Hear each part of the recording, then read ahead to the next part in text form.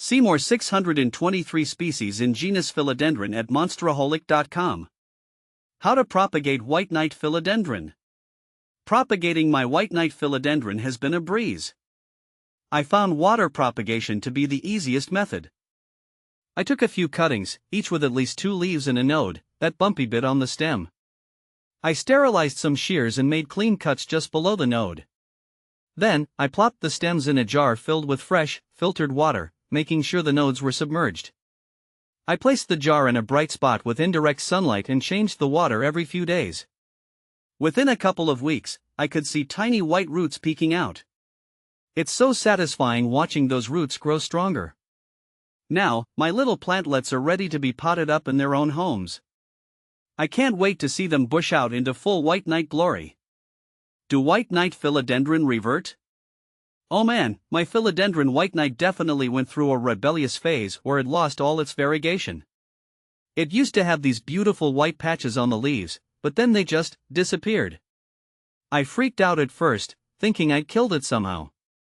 But after some research, I realized it had reverted to all green leaves. Apparently, it happens if they don't get enough bright, indirect light. Luckily, I found a sunnier spot for it and started being more consistent with watering. After a while, surprise surprise, a new leaf emerged with some white on it. It's a slow process, but I'm hopeful the variegation will come back stronger with the right care. Is philodendron white knight rare? Absolutely. My white knight was definitely a score. It took me ages to find one, like a botanical unicorn. From what I've heard from other plant enthusiasts, they're not super common and tend to get snatched up fast. Maybe that's why they come with a bit of a price tag, but hey, for that stunning white variegation, it's worth it in my book. How to care for a white knight philodendron. Keeping my white knight happy has been a process of trial and error, but I've finally found a routine that works. The key seems to be all about balance. Light is crucial, it needs bright, indirect light. Too much sun and the leaves get scorchy, but too little and it loses its variegation. I found a spot near an east-facing window that seems to be perfect. Watering is another balancing act. I wait until the top inch or so of soil feels dry before giving it a good soak, then letting it drain completely. Overwatering is a surefire way to invite root rot, so I err on the side of underwatering. I also give it a good misting every few days to keep the humidity up, especially during the drier winter months. With consistent care, my white knight rewards me with beautiful new growth and keeps those stunning variegated leaves looking their best. Do white knight philodendron climb?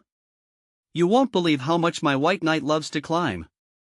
In its natural habitat, it would be all over the trees, and even though it's chilling in my pot now, it still has that climbing instinct. If I leave it to its own devices, it just flops over all over the place, looking for something to grab onto. That's why I had to set it up with a moss pole. It was like giving it a whole new playground. The aerial roots latch right on, and now my plant can grow upwards towards the light. It looks so much happier and healthier, and it gives me a whole vertical jungle vibe in my living room. Win-win. Philodendron white knight versus white wizard. My white knight is a stunner. Its deep, burgundy stems with splashes of white variegation are unlike anything else in my collection. It's a climber, so I have it trailing up a moss pole, and the new leaves unfurl a beautiful, coppery red before maturing to a glossy green with white accents.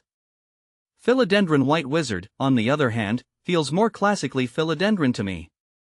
Its green stems with bold white variegation are striking, and it grows like crazy. While the white knight takes its time putting out new leaves, the white wizard is constantly pushing out growth, making it a great choice for someone who wants a fast-growing, variegated beauty. Philodendron white knight versus white princess. This is where things get tricky. Both have stunning white variegation, but philodendron white princess takes the cake for sheer elegance. Its long, slender leaves with splashes of white and sometimes even a hint of pink on the stems remind me of a graceful dancer. It's a self-header, meaning it grows in a more compact, bushy way compared to the climbing white knight. However, the white princess can be a bit finicky. Mine seems to be more sensitive to light levels and watering than the white knight, which seems to tolerate a wider range of conditions. Philodendron white knight versus pink princess. This is a whole new level of color. Philodendron Pink Princess is like a fireworks display of variegation, with splashes of white, pink, and even red on its heart-shaped leaves. It's undeniably gorgeous, but it's also the most challenging of the bunch. The high variegation often means less green, which can affect its growth rate. Mine is a slow grower, and I have to be extra careful with light and fertilizer to keep those stunning pink hues vibrant. But for the true collector, the challenge is part of the charm.